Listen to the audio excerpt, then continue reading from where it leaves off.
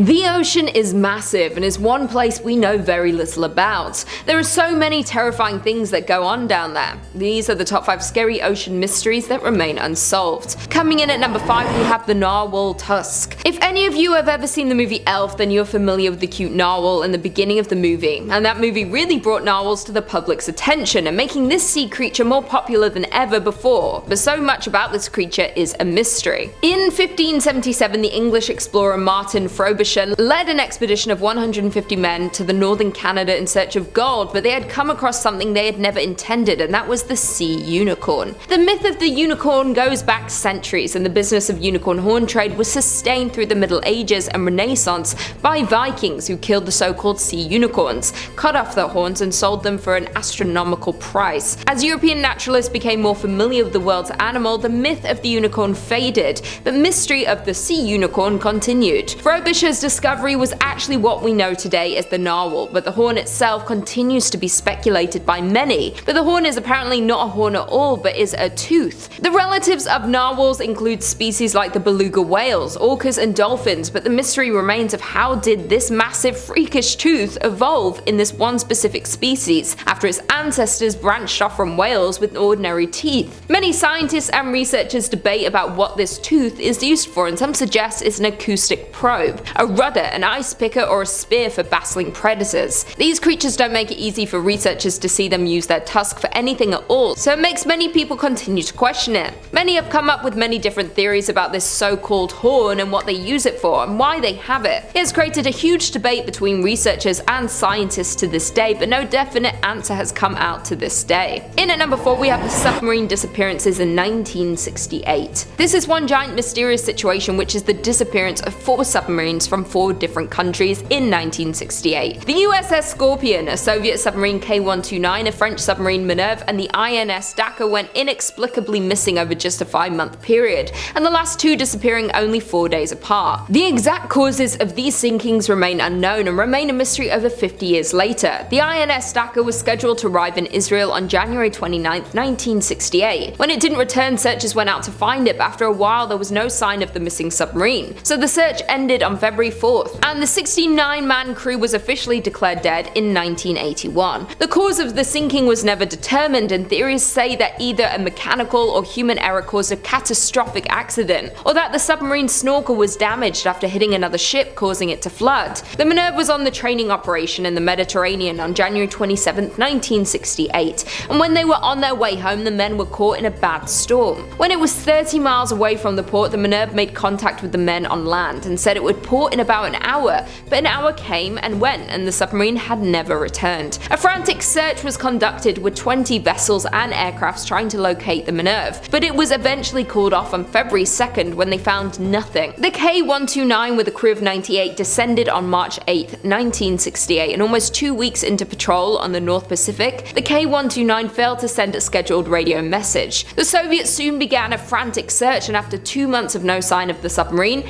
they gave up their search. The cause of the ship sinking remains unknown and will likely never be known. Almost 3 months after the K-129, the USS Scorpion, a nuclear-powered attack submarine with a crew of 99 men, went missing in the Atlantic while on its way back from a patrol in the Mediterranean. It was sent out on February 15, 1968, and toward the end of its patrol, it radioed that it was expected to return on May 27th. But as you can guess, the USS Scorpion would never return. Like the others, many searched for the lost ship, but on June 5th, the Scorpion and its crew were declared presumed lost. Over the years, there have been multiple searches for these submarines, but only parts have been recovered, and it's considered one of the biggest mysteries that happened in the sea. No one knows why so many went missing in such a short amount of time, how exactly they went missing for so long, and what exactly made these vessels disappear, and this is a mystery we may never get the answer to. Coming in at number 3, we have the Bermuda Triangle. Named for the triangular shape of around 500,000 square miles of ocean between Miami, Bermuda, and Puerto Rico, for centuries the Bermuda Triangle has been mystified as a harrowing patch of ocean where sailors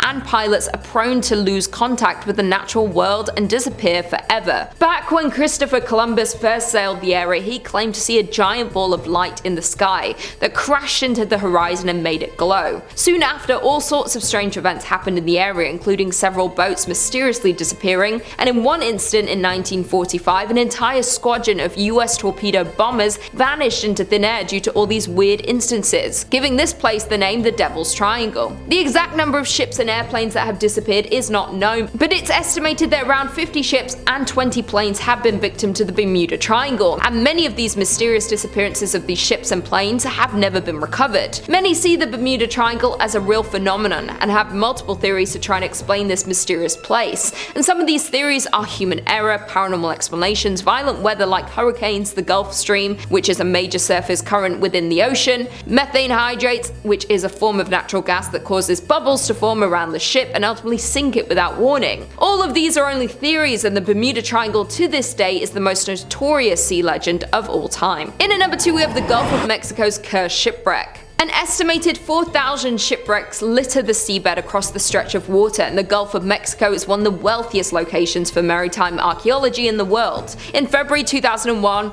oil workers for ExxonMobil were laying some pipeline when they happened to stumble upon a shipwreck about 2,600 feet deep. After discovering the wreckage, a team was assembled to explore this mysterious ship, but nothing seemed to go right. The exploration submarine malfunctioned right as it was getting ready to go down to check out the wreck, and that was only the beginning of these mysterious malfunctions. Others include video monitors going out whenever they fired their thrusters, sonars breaking, and hydraulics going haywire with no explanation for any of these problems. After nothing working and things continuing to break, the Navy sent a researcher submarine down to investigate the wreckage, and on the way down it suddenly self-destructed, and somehow when it finally did get to the wreck, its arms were too short to reach anything. 6 months later, in July in 2002, a team working aboard the NR-1 decided to launch a robotic sub down to the wreck site, but the malfunctions continued. The second the rover entered the water, it veered to the right and went out of control. The tether had caught in the propellers, which caused the vessel to smash into the underside of the ship, and the rover was never recovered. Later in the summer of 2002, the curse would continue as a ship from Sustainable Sea Program of the NOAA offered to pick up artifacts from the site. The first time the vessel attempted to leave the dock, debris was lodged in the propeller. The second time, the propeller locked and the ship ended up in dry lock, needing repairs. Over the years, many others have tried to learn more about this wreck, but little was found, and what was found wasn't at all helpful.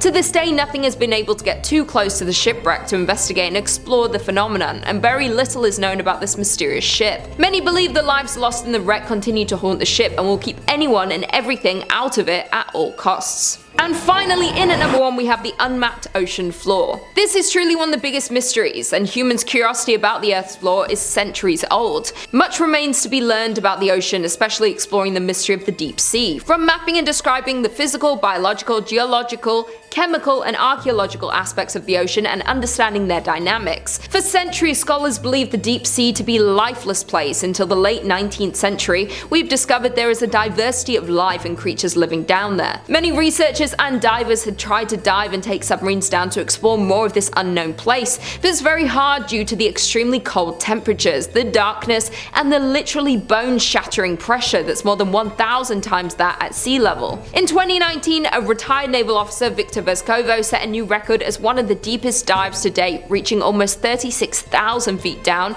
in a submarine into the deepest place on Earth, the Marianas Trench. The ocean covers more than 70% of the planet's surface, driving weather, regulating temperature, and ultimately supporting all life's organisms. Throughout history, the ocean has been a vital source of sustenance, transport, commerce, growth, and inspiration. But to this day, more than 80% of the ocean remains unmapped, unobserved, and unexplored, and it's still unknown how deep the ocean really is. Given the high degree of difficulty and cost in exploring our ocean using underwater vehicles, researchers have relied heavily on technologies such as sonar to generate maps of the seafloor, but currently less than 10% of the global ocean is mapped using modern sonar technology, and only about 35% of the United States have been mapped using modern methods. As we go deeper into the ocean floor, it's too deep for this modern technology because it's too remote and dark for this type of visual mapping. So if you go swimming in the ocean, it's very unknown of what is swimming and living below you. But scientists and researchers continue to develop technologies to unlock the many secrets of the ocean.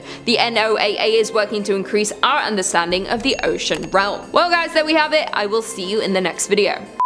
Reminds me of the song. Narwhal, swimming in the ocean, causing a commotion, because they are so awesome. Remember that? You don't know that? Oh, it's like a YouTuber, it's great. The INS Dakar went in and the INS Dakar went I hate letters. After a while, there was no sign of. Dot, dot, dot. What are those signs of? We'll never know. Around 26,000, 2600, called From mapping and describing the physical, biological, geological, why can't I say it?